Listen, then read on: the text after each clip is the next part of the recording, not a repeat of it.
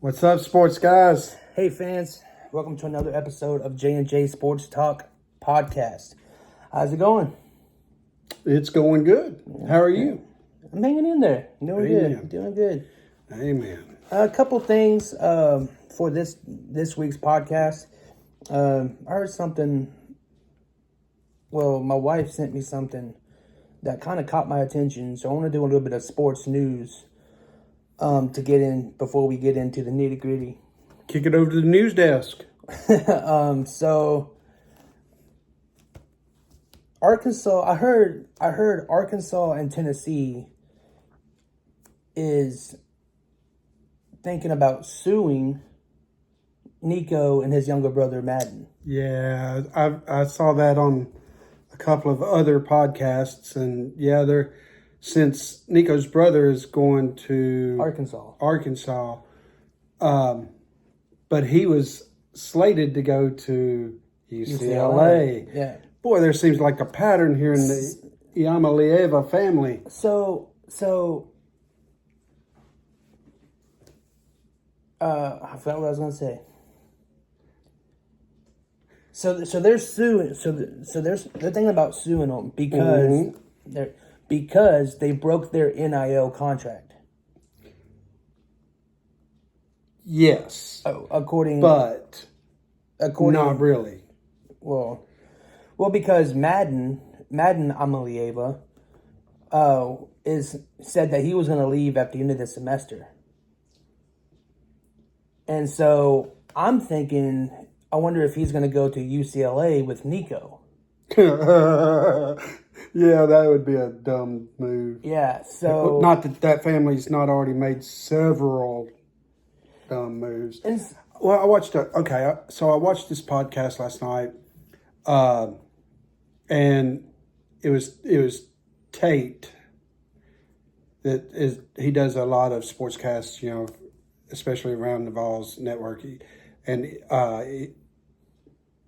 three on sports or whatever, but on 3 Sports. I'm sorry, but he was saying that Nico, yes, he's going to get the money up front, but how much is it really going to cost him? Right. I mean, you've got 14% sales tax. I mean, the 14% tax in California, plus if Nico would have stayed at Tennessee, he would have been the face of Tennessee, probably at least a finalist for the Heisman this year, and would have been just the guy for Tennessee when it comes to quarterbacks, right up there with Peyton. So how much is this really costing me? Even the NFL scouts are kind of like walking away because bad decisions. Right. And I hate that for him. I really do. He's a very talented young man. And UCLA is a rich school. It's a school that has money. But they can't afford the $4 million. They can't. Right. I don't think they're going to give them the $4 million. They're not. I highly doubt it. But because Oregon, Colorado, and Miami both were like, no, you can keep him. Well, and they're talking about now, there's like different avenues of how to put a cap on this NIL stuff. I mean, being a Tennessee fan, I kind of hate to be in the news negatively again, like we were when we were going through all those coaches. But Nico is the face of the NIL bad points. Yeah, I agree. There are others going through it. Yes, I agree. But Nico happens to be the face, and he happens to come from Tennessee. And Nico's good, but he's not All-American. I don't think so either. But so, in case you missed it this week, UCLA and Tennessee just kind of swapped quarterbacks. Yeah. Because the kid, is it McGuire or Aguilar. Was at App State. Did an amazing job at App State. Then went to UCLA, but I don't know that he even played a season with UCLA. I think he had just enrolled at UCLA basically before all this started coming in, and now he is at Tennessee, and they're saying that he could do every bit as well, if not better, than Nico was going to this year. Oh, yeah, for sure. I mean, I'm not really expecting much out of this season. You know, I'm maybe even a 5-loss season. But my worry is Tennessee fans are tough. Yeah. We are, when Aguilar has that 3 or 5-loss season, and Josh comes out there and says, hey, guys, you know, I know it looks like this, but it's going to get better. Are the Tennessee fans going to accept that? Or are they going to be calling for his job?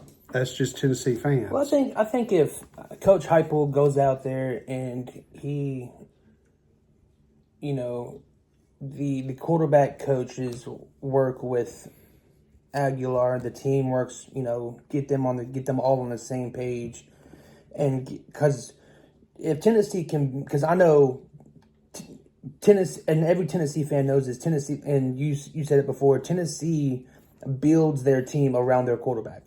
Right. So now we're having to revamp everything. If Tennessee can get their team on the same page around whoever the starting quarterback is, I think it'll be all right. Well, I think we're going to be fine, especially in the future. We've got commitments coming in.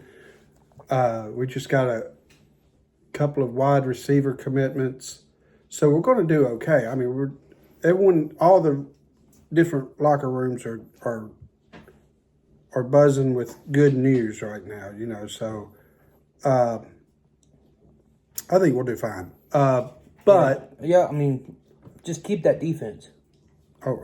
Keep that defense. Man. Well, y'all's we just lost one of our coaches. He transferred over to the other team. I don't know. But he, so we'll have to replace one of our staff too. It's going to look a little different, I think, this year. Yeah. You know, but that's okay. Yeah. It's football. It is. So that's the sports news. Let's get into the draft. Draft is tomorrow. I haven't even seen anything on it. I'm not even gonna lie. I haven't looked at it. I hadn't really watched anything. So I didn't do all 32 teams, but I kind of I know, but I kind of did the ones that stood out to me in college last year, the players, and kind of had my idea of where they should go or where would be the best fit for them. And this is only in the first round. I didn't do the other rounds because it would have just taken 4 days to do it. But I've got to start with Cam Ward. Cam Ward, University of Miami, from Miami, quarterback. I think he's going to the Titans. I think he will go to the Titans. Is he going to be a backup to Levis, or is Levis going to be his? So Cam Ward will beat Levis. I think Ward is better than Levis. You think he'll beat him out? Yeah, I think so. The only thing that might get Levis over Ward is NFL experience. Right. He kind of knows how the Titans kind of knows their playbook already. Right. Cam Ward has to learn the playbook and get familiar with the team and stuff like that. But I don't think it's going to be long before. I think Cam Ward is that type of person to where he can learn it pretty quick, and because he can throw the ball downfield. Well, in the NFL, you just, as a quarterback, your pocket collapses quickly. Really fast, yeah. Really quickly. Yeah. So how far downfield can those receivers get before your pocket collapses? That's the deal. Right. Especially you're playing teams like Steelers, you're playing teams like the Eagles, you're playing teams, the Eagles has always had a stellar defense. It's all them Georgia boys on the Eagles. And, whatever. But yeah, I mean, NFL, you got to, as a quarterback, it's a hard job in the NFL as a quarterback because you got to have protection. You got to, all of your front line needs to play their role. And you don't have, like you say, you don't have a whole lot of time to throw that ball. So, No, but I think Cam Ward he'll do all right. And then Travis Hunter. As much as I hate to say it, I think he's going to he'll be good in the Browns, just because Pickett and he'll be a good receiver for Pickett or Flacco. Honestly, I think Joe Flacco needs to retire along with Aaron Rodgers. But anyway, but I think Kenny Pickett, Travis Hunter will be a good receiver for Kenny Pickett out of the Browns. So, okay, not to interrupt you. This just kind of went through my head. We were talking about the NIL and all that. Mm-hmm. So, there's a couple avenues they can go at. And again, this is credited to Tate State or Pate State, the podcast that I watched. And I really liked what he said. It's not going to be very popular, but I think I really liked it. He said it could go three ways. The most unpopular way is the federal government get involved in the NIL and put a cap to it. Second way is leave it the way it is. And the third way is these teams are wanting to, since the NIL is the way it is, you're paying your players, you're basically bringing them in as employees. So if you bring them in as an employee, they want an 8-year eligibility. Right. And so that's the three options. And now here's the downside to all of them. First of all, if you can stay for 8 years, that disrupts the high school students coming in. Mm-hmm. Because they're looking to come in, and there's that rotation. Mm-hmm. Well, again, after 4 years, there's that rotation again to where the college players are either graduating out or going to the NFL. So that it's going to disrupt the rotation altogether. Second of all, you got players in college making more money than the NFL players. Yeah.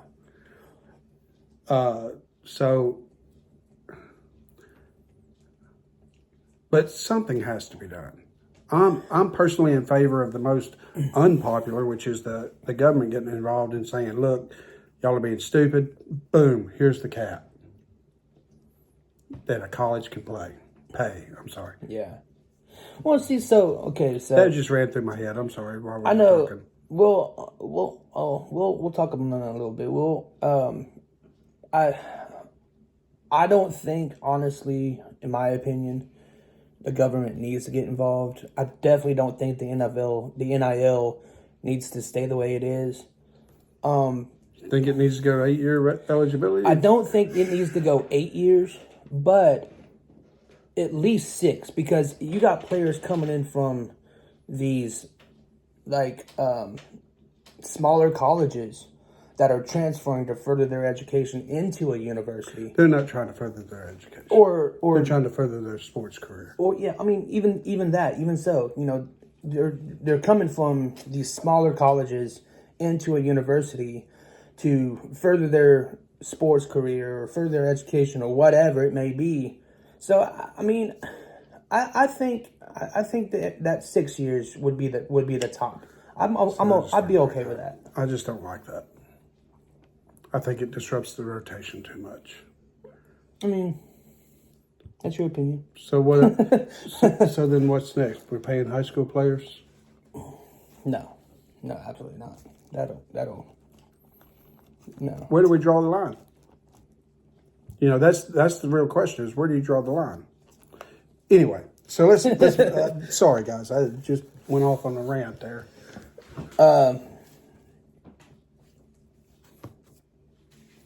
What we got? Yeah. So, I still think Hunter's going to go first couple, whether it's Titans or the Browns, maybe. yeah, I don't think Hunter's gonna go. I think he's going to go quick. And Yeah, he'll go fast for sure. I just saw something the other night on Shadur Sanders saying he may be worth the pickup, and he was doing that private practice that we were talking about last week, and apparently there was some scouts or some of his play had leaked out or something, and they were saying he's very much worth the watch. He is the deal. And the Sanders, Yeah. I don't think so. I don't think he'll go in the first round. I don't think he's first round. Shoo, I don't- I think he's going to go in the top 10. I don't think he's first round talent, in my opinion.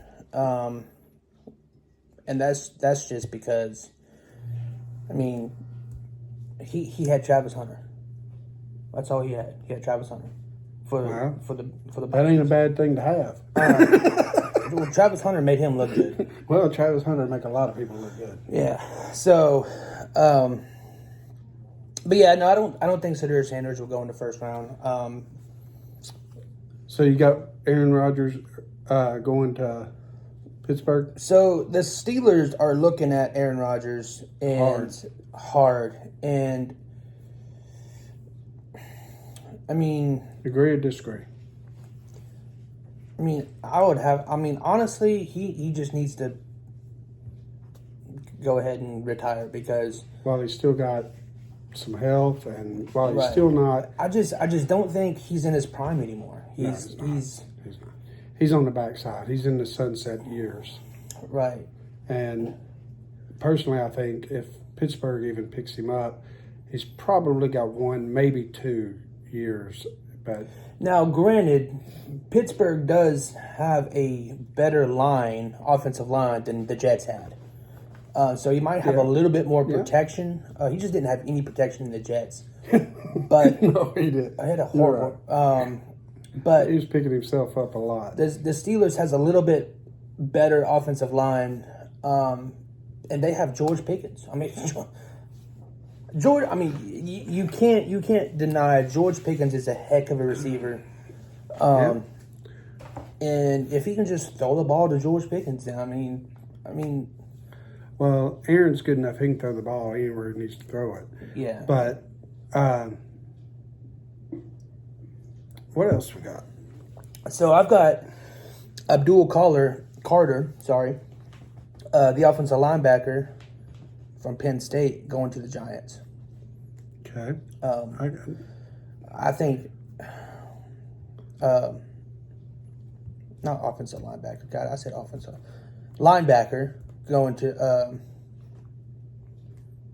the Giants. I just think the Giants need one of those teams that need protection. When they need protection on the offense, and they need a better defense. And I got Aston Genty, the beast running back from Boise State. Right. Complete monster. I got him going to the Falcons. I can see him going to the Falcons. He's a monster running back. Well, the draft is going to go the way. Well, number one, they're going to try to fill holes that they need. Yeah. Number two is, what's their game plan this year? You know what? The draft never goes the way the mock draft goes. Right. Yeah. There's always that surprise that throws everything off. Right. So, draft is good. And I'm sitting here looking at you. You got Sanders going to the Steelers. Whatever. Anyway, so let's do like that song says and turn the page. So, real quick, also, I think Barron from Texas is going to go to the Dolphins because they need that. The Dolphins need that defense, and Yeah, they do. Barron is an interception machine. He's a cornerback. He was a cornerback from Texas, and he gave him and Texas gave teams a hard time because he's just a great defensive player. Yes, I got Sanders going to the Steelers, even though they want Aaron Rodgers. But I don't see him going in the first round. I see him maybe going in the third or fourth round. They've got, what's his name? George Pickens? No, the quarterback, the young guy that went from Pitt. No, Kenny Pickett doesn't play. He plays for the Browns now. Oh, okay. Never mind. Disregard last transmission. Yep. So, but yeah. So I mean, and then a few more. We'll run through this. Matthew Golden again from the Texas. I got him going to the Rams. I think Golden will be a good fit for Matthew Stafford alongside with wide receiver Nakua, and then wide receiver Atwell as well. Because Matthew Golden, he's just a fast receiver. He's fast. He ran all over teams when he was in Texas. So he was just a super fast, speedy receiver. And your boy Pierce Jr. Come on now. I got him going to the Lions. Actually, I saw something on that, and the Lions are really looking at James Pierce. Yeah. And justifiably so. He can be a terror on the outside. He will provide a good edge pass rusher on the edge because the Lions have Aiden Hutchinson, right. which he's a monster too. So you put them two together and I did see that the Lions were looking at him. Yeah. And then let's talk a little baseball. Let's get off football for a little while. Yeah. How'd your boys do? So we lost 5-3 against MTSU. I mean, it was a defensive thing. I don't know what it is. We had too many errors. Way too many errors. Austin Nye was pitching. It wasn't his greatest game. But He's got some heat though. I mean, he's definitely maybe got it's just heat. off. It's just it was an off day. Like I said, it wasn't his greatest game. Well, my boys went back onto the winning side. They beat Lipscomb. Yeah, 11-1. Yeah. Yeah, y'all just and we see Vanderbilt had a hard time with Lipscomb, but y'all absolutely walked the field with So them. we'll see how it goes. I got to tell you, I saw the Cincinnati score the other day, and I'm sure they played other games since I hadn't really seen. But when it came up, I thought it was a misprint because it said 24-3 in Major League Baseball. That's not a baseball score at all. I really thought it was a misprint. Yeah. And I had to get on the internet and look for myself, and sure enough, it was 24-3. What happened? Yeah, that is crazy. That's wild. That's wild. crazy. I know there was a bad call the game before that the umps had made where Ellie De La Cruz was on first base, and whoever was batting after him was swinging for the fences, and he was swinging hard, and he missed, and De La Cruz was stealing second, and the umpire called the batter interference. So that caused De La Cruz and the batter to be out. Oh wow! And it just put a stop to the whole rally thing. Yeah. But so maybe they was just mad. I don't know. Something I'll tell you what, De La Cruz is a monster. He's a beast. He's good. It's my He's boy. Good.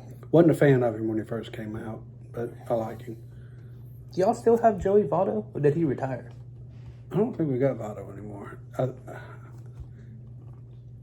He may have retired. I'll have to look it up. Yeah, that was But I know he wasn't playing first base the other night.